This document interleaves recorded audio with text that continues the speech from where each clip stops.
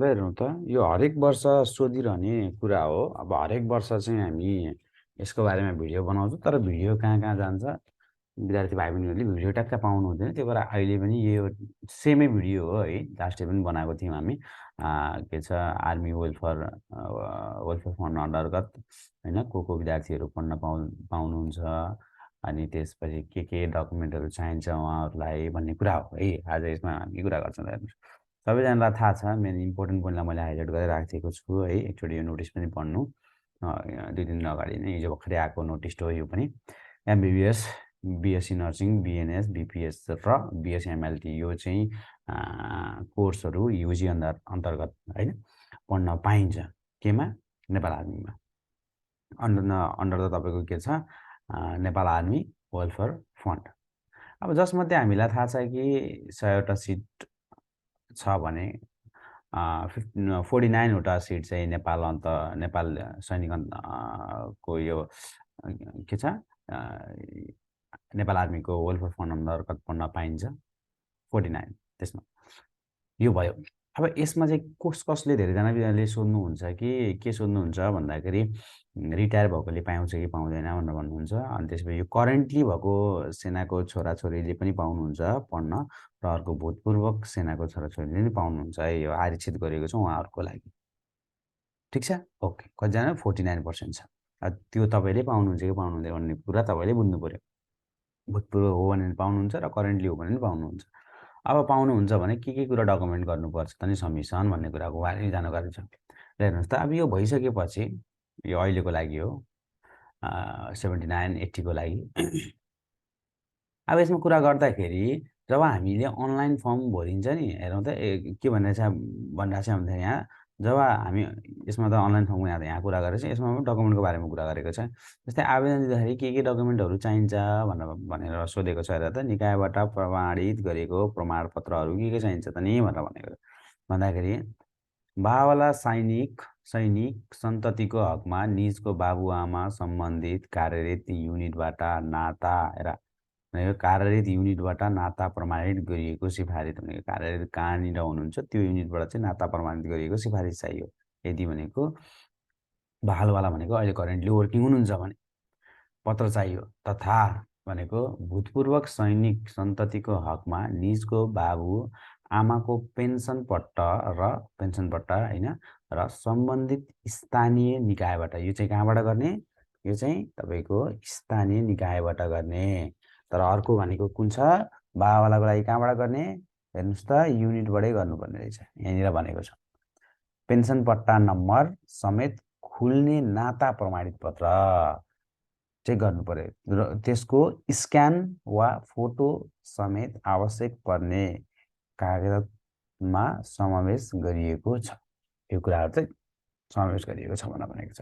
अब यसको विस्तृत जानकारीको लागि चाहिँ एमइसीको वेबसाइटमा हेर्नु होला भनेर भनेको छ है। त्यहाँनिर छुट्टै के डकुमेन्टहरू चाहिन्छ भनेर भनेको छ। ओके, यो भयो।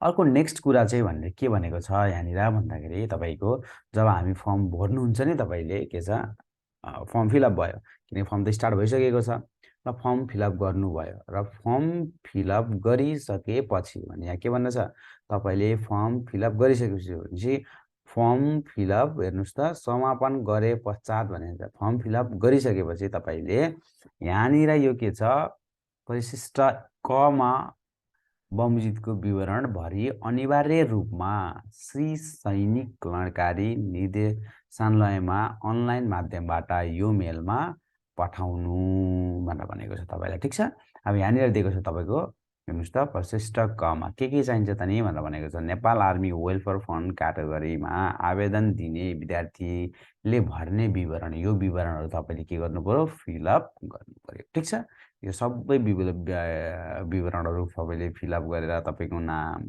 अङ्ग्रेजीमा तपाईँको नाम, आवेदन दिएको कार्यक्रम के हो, एमबिबिएस, बिडिएस, बाहावाला वा अवकाश प्राप्त सैनिक सन्तति भनेको तपाईँ अब तपाईँको ड्याडी होइन मम्मी कुन अहिले करेन्टली काम गर्नु भएको छ कि होइन, रिटायर भइसक्नु भएको छ भनेको छ। अन्य कुनै क्याटेगोरी भनेको अरू कुनै क्याटेगोरीमा हो कि फेरि होइन, यहाँ वीरगति कर्तव्य पालनको सिलसिलामा मृत्यु तथा पूर्ण असत्य यस्तो कुराहरू पनि छ। सैनिक व्यक्तिको नाम थर होइन, दर्जा कुन हो, निज सैनिकको सङ्केत नम्बर अर पेन्सन पट्टा यही एउटै हो यो है।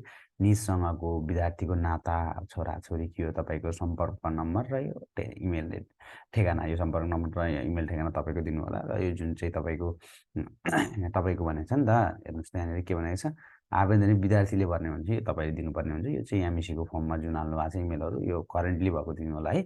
पछि सजिलो हुन्छ। यो कुराहरू चाहिँ तपाईँले चाहियो, ठिक छ। यो कुरा चाहिँ तपाईँ भयो एनएसएसमा पढ्नको लागि अन्डर द के छ, नेपाल आर्मी वेलफेयर फन्डबाट। ल यस्तै अरू पनि कुनै पनि जानकारीहरू छ भने तपाईँहरू कमेन्ट गर्नुहोला है विद्यार्थी भाइ बहिनीहरूले। अनि हामी चाहिँ के छ त्यसको एउटा भिडियो बनाइदिन्छौँ, अनि त्यसबाट चाहिँ मोर क्लियरिटी हुन्छ। र अहिले मेन कुरा भनेको मेन पढ्ने मात्रै काम छ, सिर्फ पढ्ने मात्रै काम गर्नु होला विद्यार्थी भाइ बहिनीहरू। इक्जाम आइसकेको छ, अलमोस्ट 2 मन्थ जति नै छ होइन, धेरै थोरै समय छ भनेर भनौँ। यति समयमा चाहिँ टक्क लाएर रिभिजन मात्रै गर्न सकिन्छ, अरू केही गर्न सकिँदैन। त्यही भएर हामीले के छ बुस्टर क्लास भनेर तपाईँको त्यसमा स्टार्ट गरिसकेको छौँ। कम्प्लिटली लाइभ क्लास छ होइन, चाँडै स्टार्ट हुँदैछ। यदि विद्यार्थी भाइ बहिनीहरूले लिन चाहनुहुन्छ PCB plus math completely last आवरमा रिभिजन गर्ने होइन, यसको बारेमा डिटेलमा मैले अगाडि पनि भिडियो बनाइदिएको छु।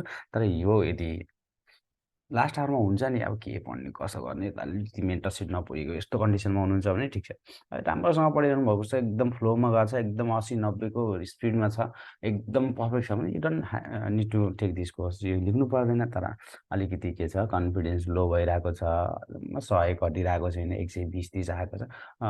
यदि गभर्मेन्ट स्कुल पढ्नु भएको छ त्यही पनि 60-70 आएको छ भने त तपाईँ त स्कलरसिपमा नाम निकाल्ने मान्छे हो कि नै? हो नि। हो त्यस्तो विद्यार्थी भाइ बहिनीहरूले कन्ट्याक्ट गर्नुहोस् र चाँडोभन्दा चाँडो कोर्स लिनुहोस् है। कोर्स एकदम नोमिनल फीमा हामीले अहिले लन्च गरेको छौँ। एराउन्ड 3000 मात्रै छ है कोर्सको फी, 2999। यसको लागि मेसेज गर्नुहोस् ट्रान्स नेपालमा, यसमा कमेन्ट गर्नुहोस् र विस्तृत जानकारीको लागि चाहिँ कल गर्न पनि सक्नुहुनेछ। यसमा कल गरेर बुझ्नु होला है। 9865042858 यसमा कल गरेर हाम्रो अफिसमा विस्तृत रूपमा के गर्नु होला यसको बारेमा बुझ्नु होला। Thank you. नेक्स्ट भिडियोमा चाहिँ हामी फेरि पनि भेटौँला।